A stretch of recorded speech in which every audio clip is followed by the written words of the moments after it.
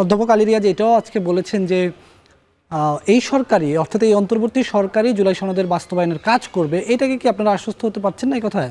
মানে এটা তো তারা আগেও বলেছে, কিন্তু আপনি বলার পরে দেখবেন যে তাদের জুলাই ঘোষণাপত্রের উদাহরণটা যদি দিই, টেক্সটটা যেটা জুলাই ঘোষণাপত্র, এটা একটা বিশেষ দলীয় দৃষ্টিভঙ্গি প্রকাশিত হয়েছে এবং সেখানে আসলে ইতিহাস বিকৃতি ঘটানো হয়েছে।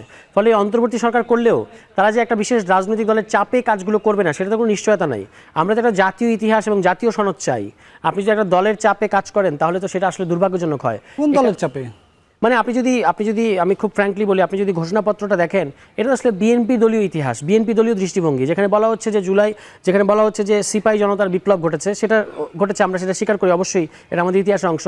কিন্তু সেখানে লেখা হয়েছে এখানে 24-এর গণ আন্দোলন, গণ অভ্যুত্থান না। তাহলে এই যে আপনি একটা দলের চাপে পড়ে এক ধরনের ইতিহাসের এক ধরনের ভাষ্য লিখছেন, অন্যান্য এটার যে জাতীয় ইতিহাস করার জন্য যে ধরনের ভাষ্য দরকার, এবং আপনি সিম্পল ইতিহাসের ফ্যাক্টটা স্বীকার করতে চাচ্ছেন না যে এটা বৈষম্যবিরোধী ছাত্র আন্দোলনের নেতৃত্বে সংগঠিত একটা ছাত্র জনতার অভ্যুত্থান। আপনি এটাকে আন্দোলন, কখনো এই সেই এরকম বলা হচ্ছে। এই কারণে এই সরকার কাজ করলেও এই সরকারের প্রতি আমাদের একটা কিছু কিছু ক্ষেত্রে, বিশেষত এই সনদ সংস্কারের ক্ষেত্রে আমাদের কাছে মনে হচ্ছে যে তারা সারেন্ডার করেছে, আত্মসমর্পণ করেছে। এই কারণে আমরা তাদের মিষ্টি কথায় আর ভুলতে চাই না।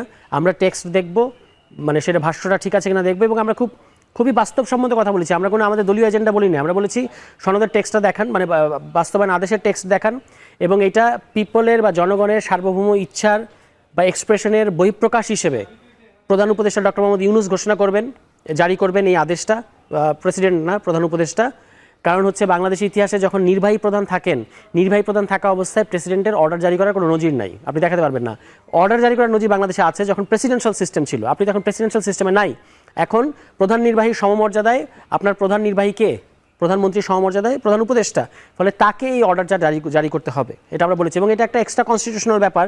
ফলে এটা সংবিধান আছে কি নাই এটা দেখিয়ে লাভ নাই, এই দুটো জিনিস। এবং এরপর আমরা বলেছি যে জুলাই সনদের উপর জনগণ ভোট দেবে। নোট অফ ডিসেন্ট সেক্ষেত্রে এত গুরুত্বপূর্ণ কোনো বিষয় থাকবে না। নোট অফ ডিসেন্ট এটা ইতিহাসের স্বার্থে আপনি লিখে রাখতে পারেন, কিন্তু জুলাই সনদে যখন জনগণ ভোট দিচ্ছে, আপনি আগে প্রকাশ করেছেন, জনগণ যদি এটা নিয়ে বড় আকারে আপত্তি না করে তাহলে বুঝতে হবে জনগণ এটা চাচ্ছে। সুতরাং তখন যদি তারা জুলাই সনদের উপর ওকে করে দেয় তাহলে আসলে দলীয় দৃষ্টিভঙ্গি আর সেখানে প্রাধান্য পাওয়া উচিত হবে না। এই তিনটা সিম্পল দাবি, এগুলো আমাদের কোনো দলীয় দাবি না, এগুলো এই মুহূর্তে বাংলাদেশের জনগণের দাবি। এই দাবিগুলো আমরা তুলেছি।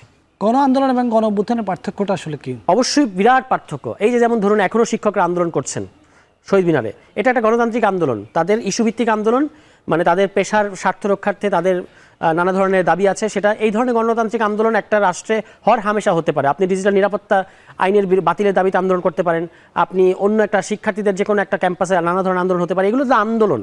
গণ অভ্যুত্থান হচ্ছে যখন পিপল, মানে জনগণ ঘোষণা করে যে আমরা বাংলাদেশের জনগণ, এই অবস্থা আমরা আর মানি না, যেহেতু আমাদের সাথে এটা ঘটেছে সেহেতু আমরা এই পদক্ষেপ নিতে বাধ্য হয়েছি। এই যে জনগণ আসলো, এই গণ অভ্যুত্থান কিন্তু শুধু আর ইতিহাস না, শুধু আর রাজনীতি না, এটার একটা আইনি তাৎপর্য আছে। যে কারণে যে কনস্টিটিউয়েন্ট পাওয়ার, আপনি নিশ্চয়ই ভাবেন নাই যে বাংলাদেশের পলিটিশিয়ানরা লম্বা সময় ধরে বসে এই একটা বড় ফোরামে কনস্টিটিউয়েন্ট পাওয়ার নিয়ে আলোচনা করতে হচ্ছে। এটাই হলো গণ অভ্যুত্থান। এটা কিন্তু গণতান্ত্রিক যে কোনো একটা আন্দোলনে হয় না। ফলে গণ অভ্যুত্থান আপনাকে একটা ইতিহাস সৃষ্টি করে যেমন সত্য, এটা যেমন রাজনীতি আছে এটা যেমন সত্য, অ্যাট দ্য সেম টাইম এটার একটা আইনি অ্যাপিল আছে। মানে আপনি একটা নতুন প্যারাডাইম সৃষ্টি করতে চান, আইনি প্যারাডাইম সৃষ্টি করতে চান, এজন্যই কিন্তু বলা হচ্ছে যে আদেশ দেওয়া হবে, গণভোট দেওয়া হবে, এবং তারপরে পার্লামেন্টের ডুয়েল রোল থাকবে। এগুলো কি আপনার সংবিধানে আছে? নাই তো। আপনি তার মানে একটা নতুন ধরনের সাংবিধানিক ব্যবস্থা তৈরি করতে চাচ্ছেন, মুখে স্বীকার করেন আর না করেন। এটাই হলো গণ অভ্যুত্থান। ফলে আপনি যদি সেটাকে বলেন যে একটা গণতান্ত্রিক আন্দোলন ঘটেছে, তাহলে আসলে আপনি ইতিহাসে বিকৃতি ঘটাচ্ছেন। শুধু তাই না, আপনি আসলে একটা বিরাট বড় নতুন সাংবিধানিক ব্যবস্থার সুযোগকে পুরনো সাংবিধানিক ব্যবস্থার ভিতরে ঢুকিয়ে দিতে চাচ্ছেন। আমরা এইটার বিরোধিতা করছি।